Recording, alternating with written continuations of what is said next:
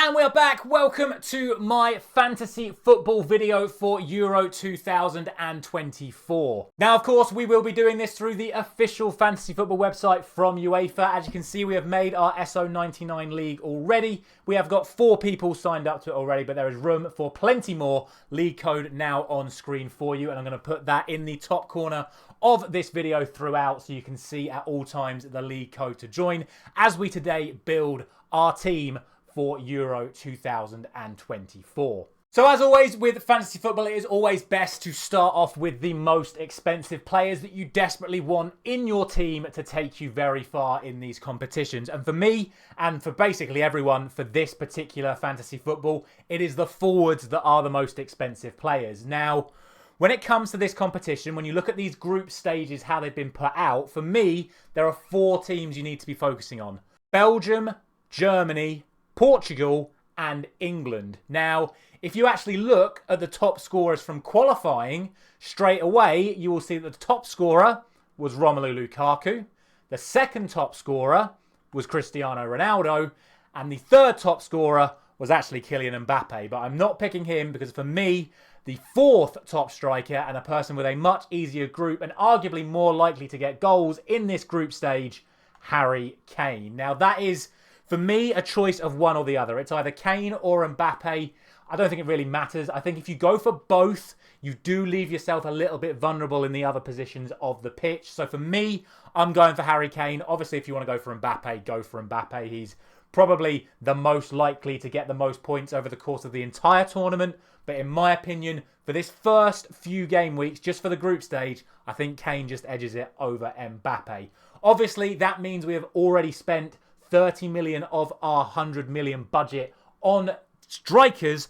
Thankfully, though, the defence, midfield and goalkeepers are a little bit cheaper, and we'll go from the attack to the defence right now. And as I already spoke about, for me, the teams with the best groups are Germany, Belgium, England and Portugal. So straight away, I am picking one defender from each of those teams. Timothy Castagne, Luke Shaw, Mittelstadt and João Cancelo. Now, obviously, they're all of varying prices.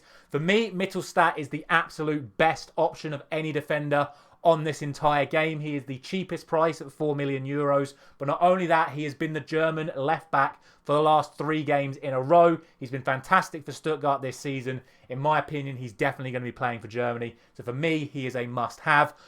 Timothy Castagne has been playing right wing-back for Belgium in all but their last game, which was Thomas Meunier, but I would expect Castagne to be the choice going into the tournament.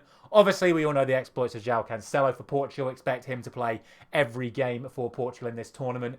And then obviously Luke Shaw is the slight gamble. There are obviously other England defenders available, but I think if Luke Shaw is fit, he is the most likely to get points. So for now, I'm going for Luke Shaw. If it doesn't look like he's going to make it into the start of the tournament, then we'll maybe change it for a John Stones or a Harry Maguire or a Kyle Walker, depending on who I feel is the most suited.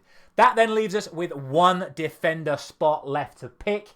And considering I've gone for the 4 defenders I think have the best chance of clean sheets, albeit still with the options to get forward and score goals and create assists as well, my final choice is going to be someone that has been getting goals and assists all season long. Alejandro Grimaldo of Bayer Leverkusen. Fantastic season for him. He looks like he's going to be playing regularly for Spain in this tournament and more than likely going to be involved in set pieces as well. So for me, at 5 million euros, even though they've got Italy and Croatia in their group, I think Grimaldo is the one worth taking a gamble on. Because like I say, even if Spain do concede, he is probably the most likely of all defenders in Euro 2024 to actually get goal and assist contributions as well.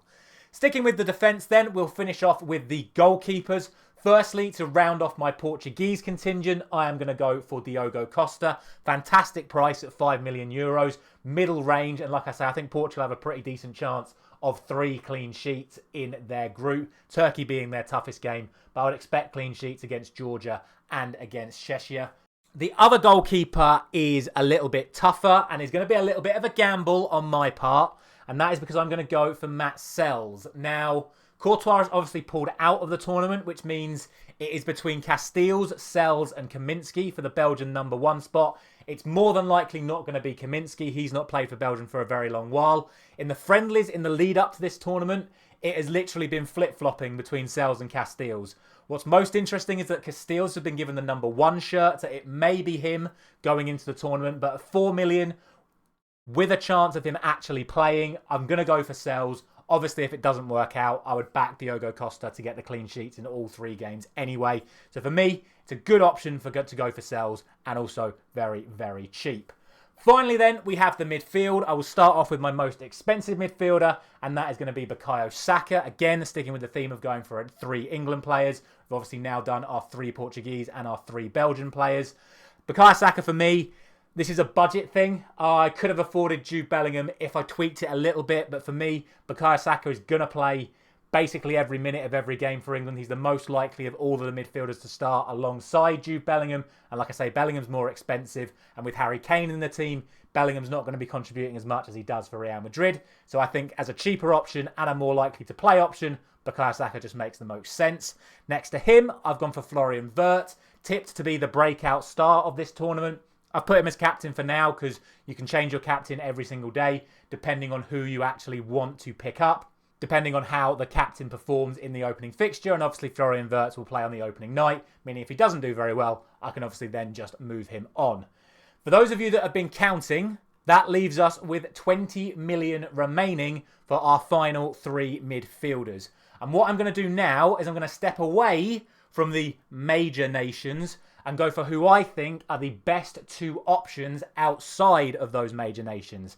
And that is Dominik Szoboszlai and Hakan Çalhanoğlu. Now, both of these players are going to be taking all of their respective set pieces, penalties, free kicks, etc. They're more than likely going to be the talismanic players of their teams as well. They've also not got bad groups. Hungary obviously have Scotland and Switzerland in their group. Turkey have Czechia and Georgia, and obviously Portugal, as we've already spoken about. Not only that, something extra that has to be taken into consideration for this fantasy football tournament is that 3 ball recoveries gets you a point as well.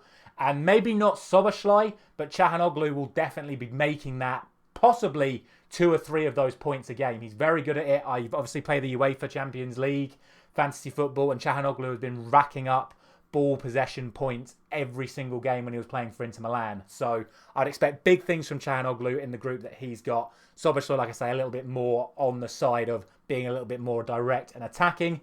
And that leaves one more midfielder. And we still haven't picked our 3rd German yet. We have 6.5 million left. And it really is a toss-up between 2 options for me. It's either Toni Kroos or Joshua Kimmich. I've gone for Toni Kroos because he's going to be playing in the middle of the pitch. Kimmich is going to be playing at right back. So it's a bit of a toss-up again as to who's going to end up getting those ball recoveries. Kimmich may get more ball recoveries at fullback, in which case he's probably the better option. But again, I'm talking about set pieces as well. Kroos is more than likely to be the free kick and corner taker. And obviously if he's playing in the middle, he's more likely to get assists from the middle of the park as well. So I'm just edging it in favour of Toni Kroos. That is going to be my team going into it. Exactly 100 million euros spent. No budget left over. That's why we couldn't get a Jude Bellingham in. It's why we couldn't get Mbappe in if we didn't go for Harry Kane. And it's why I have to go for a 4 million goalkeeper in Sales. But I am very, very confident with that team. I would thoroughly recommend at least 10 to maybe the entire 15 for your own squads if you are going to do this. Obviously, like I've already spoken about, the league code to join my league has been available throughout this entire video, and obviously a link to it will be available in the description. Let me know what teams you're going for down in the comments. Thank you very much for watching once again. I'll see you with my first prediction video for Euro 2024 next week.